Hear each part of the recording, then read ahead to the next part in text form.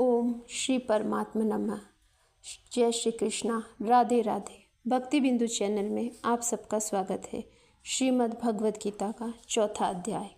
इसके उपरांत श्री कृष्ण महाराज बोले, हे अर्जुन, मैंने उस अविनाशी योग को कल्प के आदि में सूर्य के प्रति कहा था, सूर्य ने अपने पुत्र मुनि के प्रति कहा था और मुनि ने अपने पुत्र राजा इक्ष्वाकु के प्रति कहा था। इस प्रकार परंपरा से प्राप्त हुए इस योग को राज ऋषियों ने जाना, परंतु हे अर्जुन, वह योग बहुत काल से इस पृथ्वी से लोप हो गया था। वह यही पुरातन योग अब मैं तुम्हारे लिए वर्णन करता हूँ, क्योंकि तू मेरा भक्त और प्रिय सखा है, इसीलिए। तथा ये योग बहुत उत्तम और रहस्य अर्थात अति मर्म का विषय है। इस प्रकार भगवान श्री कृष्ण महाराज के वचन सुनकर अर्जुन ने पूछा, भगवान, आपका जन्म तो आधुनिक अर्थात अब हुआ है, सूर्य का जन्म बहुत पुराना है, इसीलिए इस योग को कल्प के आदि में आपने कहा था, ये मैं कैसे जानूं? इस पर श्री कृष्ण महाराज बोले, हे अर्जुन, मेरे और तेरे बहुत से जन्म हो चुके हैं, परंतु हे परतप, उन सबको तू न जानता है, मैं जानता हूँ। मेरा जन्म प्राकृतिक मनुष्य के सादृश्य नहीं है। मैं अविनाशी रूप हूँ, अजन्मा होने पर भी तथा सब भूत प्राणियों का ईश्वर होने पर भी अपनी प्रकृति को अधीन करके योग माया से प्रकट होता हूँ।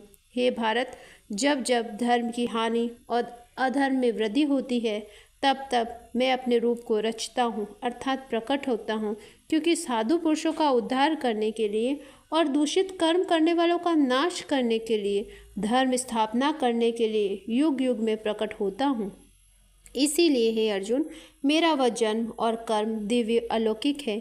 इस प्रकार जो पुरुष तत्व से जानता है, वह शरीर को त्याग कर फिर जन्म को नहीं प्राप्त होता, किंतु मुझे ही प्राप्त होता है। हे अर्जुन, पहले भी राग, भय, क्रोध से रहित अनन्य भाव से मेरे में स्थित वाले मेरे शरण हुए बहुत से पुरुष ज्ञान रूप तप से पवित्र हुए मेरे स्वरूप को प्राप्त हो चुके हैं। क्योंकि हे अर्जुन, जो मेरे को जैसे भजते हैं, मैं भी उनको वैसे ही भजता हूँ। इस रहस्य को जानकर ही बुद्धिमान मनुष्यगण सब प्रकार से मेरे मार्ग के अनुसार बरतते हैं। जो मेरे को तत्व से नहीं जानते, वे पुरुष इस मनुष्य लोक के कर्मों के फल को चाहते हुए देवताओं को पूजते हैं। उनके कर्मों से उत्पन्न हुई सिद्धि भी शीघ्र होती है, परंतु उनको मेरी प्राप्ति नहीं होती। इसीलिए तू मेरे को ही सब प्रकार से भज।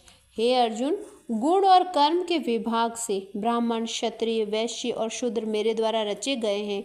उनके कर्ता को भी मुझ अविनाशी परमेश्वर को तू अकर्ता ही जान, क्योंकि कर्मों के फल में मेरी स्पर्शा नहीं है, इसीलिए मेरे को कर्म लिपायमान नहीं करते। इस प्रकार मेरे को तत्व से जानता है, वह भी कर्म में नहीं बनता, तथा पहले होने वाले मुमुक्षुक पुरुषों द्वारा भी इस प्रकार जानकर भी कर्म किया गया है। इससे तू भी पूर्वजों द्वारा सदा से किए हुए कर्म को ही कर। परंतु कर्म क्या है और अकर्म क्या है, ऐसे इस विषय में बुद्धिमान पुरुष भी मोहित होते हैं। इसीलिए मैं कर्म अर्थात कर्मों का तत्व तेरे लिए अच्छी प्रकार कहूँगा, जिसको जानकर तू अशुभ अर्थात संसार बंधन से छूट जाएगा। कर्म का स्वरूप भी जानना चाहिए और अकर्म का स्वरूप भी जानना चाहिए। निषिद्ध कर्म का स्वरूप भी जानना चाहिए, क्योंकि कर्म की गति गहन है।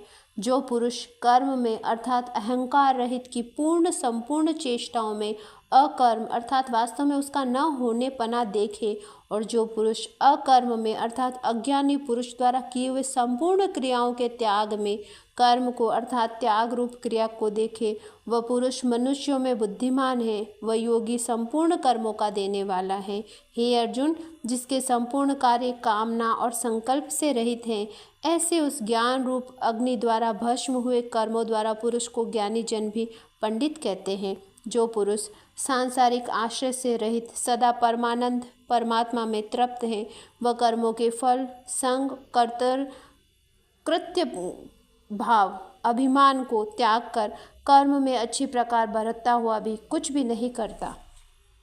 जीत लिया है अंतःकरण और शरीर जिसने, त्याग दी है संपूर्ण भोगों की सामग्री जिसने, ऐसा आशा रहित पुरुष केवल शरीर संबंधी कर्मों को करता हुआ भी पापों को नहीं प्राप्त होता।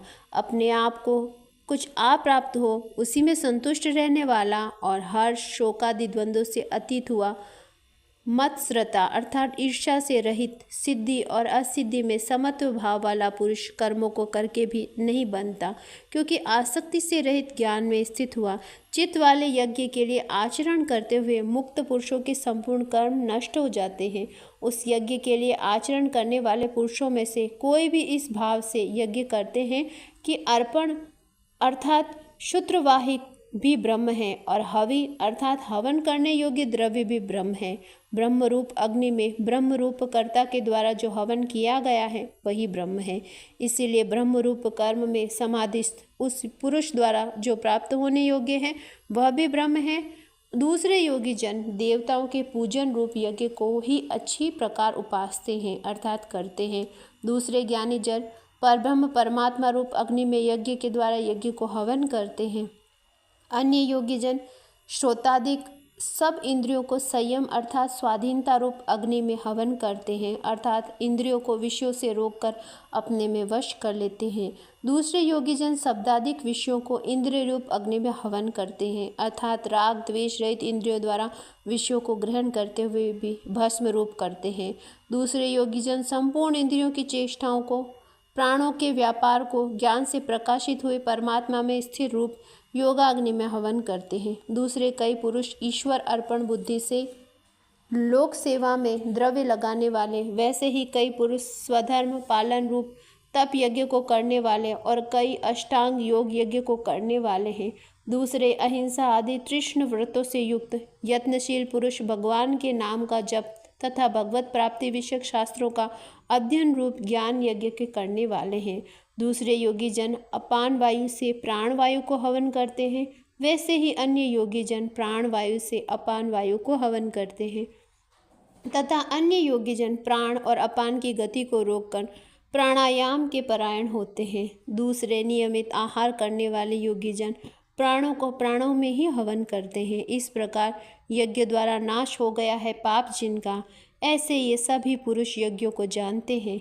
कुरुश्रेष्ठ अर्जुन, यज्ञ के परिणाम स्वरूप ज्ञानामृत को भोगने वाले योगी जन सनातन परब्रह्म परमात्मा को प्राप्त होते हैं। यज्ञरत पुरुष को यह मृत्युलोक भी सुखदायक नहीं है, फिर परलोक कैसे सुखदायक हो सकता है।